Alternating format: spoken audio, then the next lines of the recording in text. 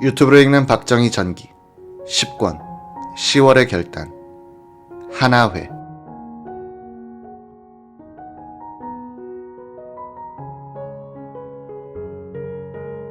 (1974년 1월 7일) 박정희 대통령의 면담 일지를 읽다 보면 재미있는 대목을 발견하게 된다. 권위주의 정권 하에서 가장 중요한 것은 대통령이 누구와 만나는가이기 때문이다. 1973년 1월 7일은 일요일인데 이날 박 대통령은 수경사 참모장 손현길 중장과 공수특전단장 전두환 준장을 청와대 집무실에서 만났다. 면담 기록엔 낮 12시 24분부터 오후 2시 41분까지로 돼 있다. 아마도 점심 식사를 함께 했을 것이다. 박 대통령이 40대 초반의 젊은 준장을 이렇게 대우하니 이들이 군내에서 하나회를 만들어 큰 세력을 형성할 수 있었다. 손, 전 두 준장은 육사 11기 출신이었다. 손 준장은 위관 장교 시절 박정희 장군의 전속 부관으로 따라다녔고 전 준장은 최고회의 의장 비서실에서 근무했다. 박 대통령은 장군 시절부터 정규 육사 출신 장교들에게 특별한 관심을 보였다. 그는 한국군의 미래가 이들에게 있다는 이야기를 해주면서 격려했다. 노태우 전 대통령은 1955년에 육사를 졸업하고 박정희 준장이 사단장으로 있던 5사단에 배치됐다. 박 사단장이 사격장 공사를 지휘하던 그를 불러 점심을 함께했다. 부대에 돌아가려고 격려를 하는 노중희에게 박 사단장이 내가 바닷가로 오리 사냥을 가는데 같이 가자고 했다. 노중희는 저는 임무가 있어 못 가겠습니다 라고 했다. 무슨 임무? 사격장을 닦다가 왔습니다. 그래서 못 가겠습니다. 할 수 없지. 잘 가게. 노중희가 돌아서는데 박 사단장이 다시 부르더니 내가 사단을 떠나게 됐어 라고 했다. 어디로 가십니까? 아마도 6대로 갈 거야. 노중희는 착잡했지만 할 말도 없어서 잘 가십시오 하고 경례를 붙이고 나왔다. 5.16 군사혁명 뒤 노소룡을 만난 박 이장은 야 임마 그때 내가 서운했다 라고 했다. 손, 전 두 사람은 일찍부터 정치장교의 역할을 했다. 1963년 2월 18일 박정희 의장이 민정불참 원대 복귀를 선언하자 두 사람은 동기생들과 함께 장충동 의장 공관을 찾아갔다. 이들이 응접실에서 기다리는데 유경수 여사가 나왔다. 이 양반이 일을 저질러 놓고 다시 군에 돌아가겠다니 어떻게 하려고 그러는지 모르겠어요. 이미 내친 발걸음인데 정치를 하셔야죠. 여러분들이 생각을 바꾸시도록 건의를 좀 해주세요. 청년 장고들이 그런 건의를 하자 박 의장은 여러분의 뜻을 잘 알아요. 그러나 정치는 그렇게 하는 것이 아니야 라고 했다. 민정불참 선언이 하나의 전술이라는 말투였다. 박 대통령은 전두환이 중심이 되어 만든 하나회를 후원했다. 정보부가 군내 사조직을 소탕해야 한다는 건의를 하자 방첩대를 시켜 형식적인 조사를 하고 끝내도록 했다. 육사 11기의 선두주자였던 전, 손 두 사람은 중령 시절 청와대 경호를 맡은 수경사 30대대장으로 근무했다. 손현길이 먼저였고 그가 전두환을 후임으로 추천했다. 박 대통령은 두 사람을 가끔 식사 자리에 초청하기도 했다.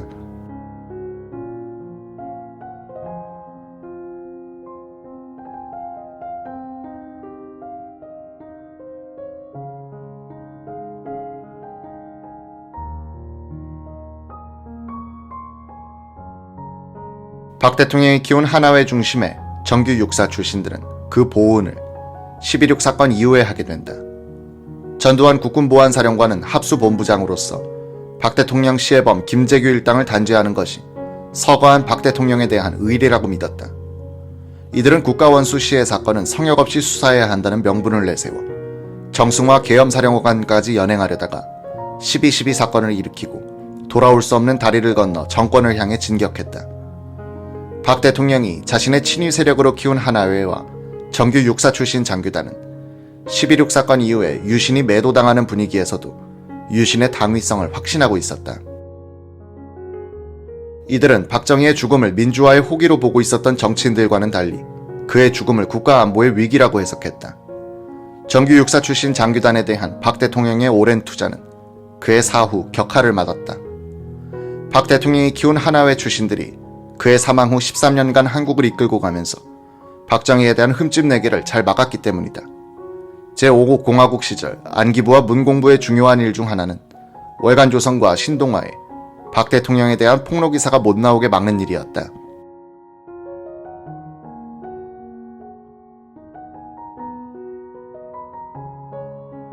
박 대통령은 매년 1월 중순에 연두기자회견이 끝나면 2월 중순까지 약 한 달간 각 부처와 지방을 순시하면서 업무 현황을 파악하고 지침을 내렸다.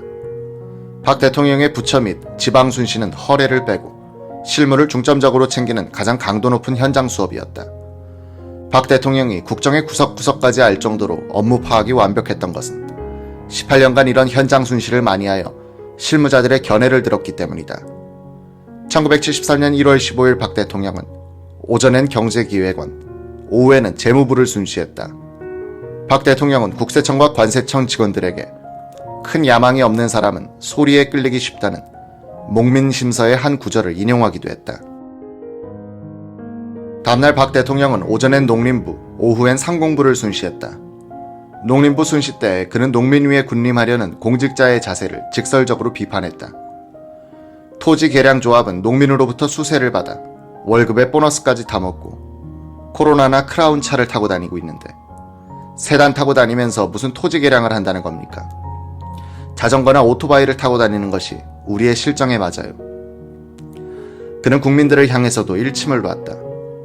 경기미가 아닌 통일벼 같은 것은 못 먹겠다고 생각하는 주부들의 사고방식을 뜯어 고쳐야 합니다. 1월 17일 박 대통령은 건설부와 과학기술처를 순시했다. 1월 18일 박 대통령은 큰형 동의용에 100일 탈상에 다녀왔다. 아들 지만군과 박종규 경호실장만 데리고 갔다. 다음날 박 대통령은 교통부와 최신부를 순시하고 청와대로 돌아와 오후 3시 35분부터 25분 동안 윤필용 수경사령관의 업무 보고를 들었다. 석 달 만에 처음으로 윤 사령관이 청와대에 들어온 것이다. 이때는 벌써 박 대통령의 마음이 그로부터 떠나고 있었다.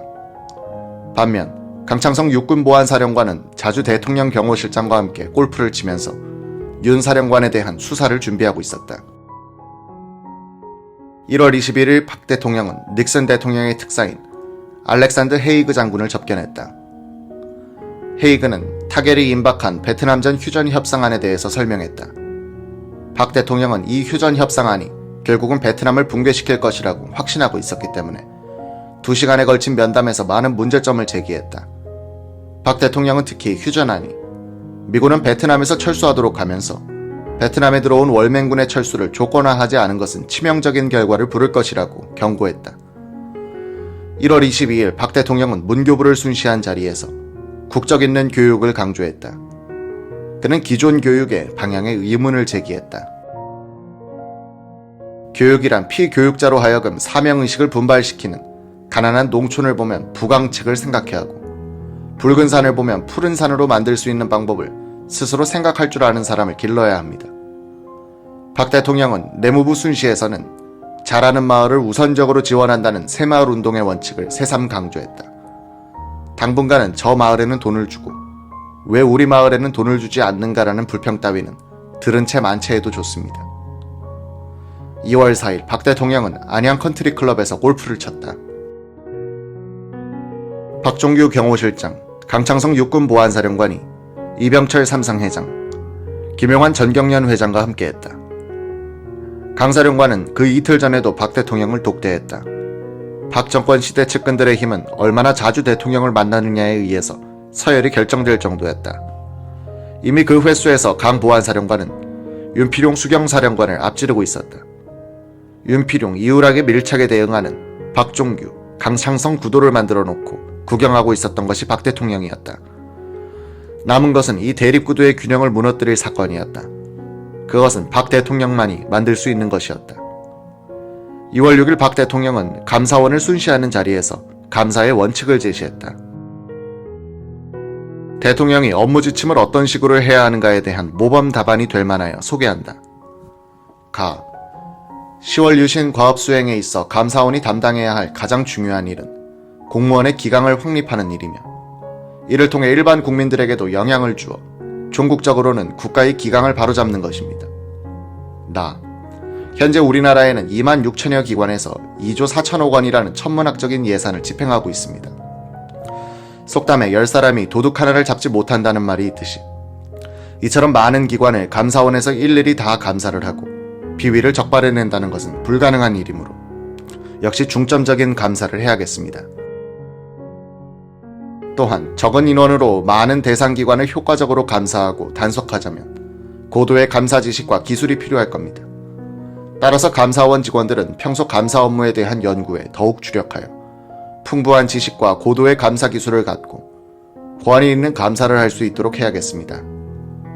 감사의 권위와 공정성이 보장된다면 비록 중점 감사만을 실시하더라도 모든 기관이 사전에 스스로 비위를 시정하려고 노력할 것이며 자체 단속도 더욱 강화될 것이므로 결국은 일부 기관에 대한 감사가 전체 기관에 대한 영향을 미치고 모든 기관이 스스로 바로잡혀 나갈 것입니다. 나는 이것이 바람직한 감사의 효과라고 생각합니다.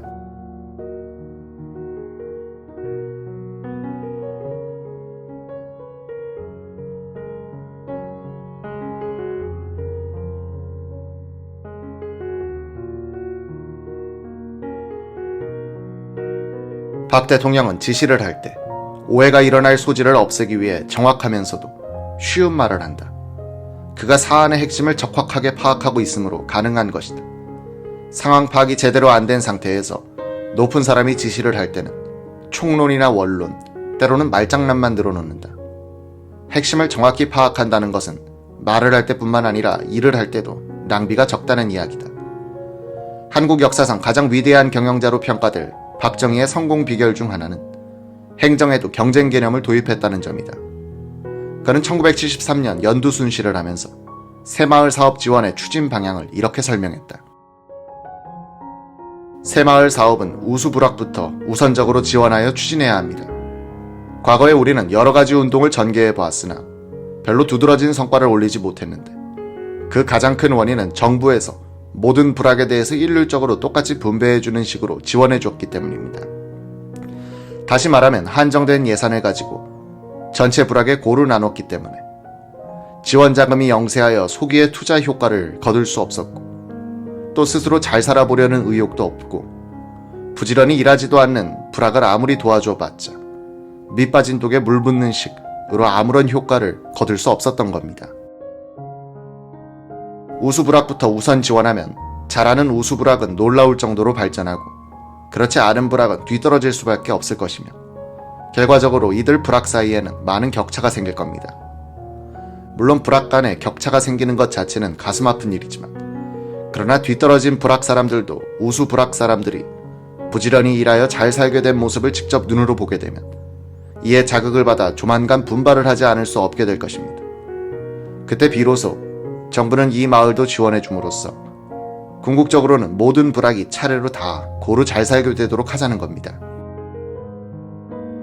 얼핏 보기에는 이렇게 추진해 가는 것이 시간이 걸리고 지루하게 보일지 모르나 결과적으로는 훨씬 빠르고 성과 있는 방법이 된다고 믿습니다.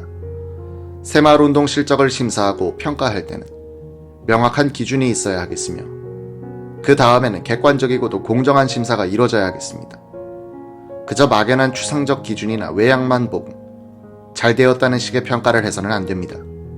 심사 기준에는 주민들의 소득 증대를 주된 기준으로 삼아야 합니다. 박 대통령은 기계적 평등을 자원 낭비와 비효율적인 것으로 배척하고 의도적으로 차등 지원을 하여 마을과 마을 사이에 경쟁을 붙인 것이다. 사촌이 논을 사면 배가 아픈 사람은 그 사촌을 따라잡기 위하여 부지런하게 일해야지 계속 배만 움켜쥐고 있다가는 정부로부터 일전 한 푼 받지 못하는 제도를 만든 것이다.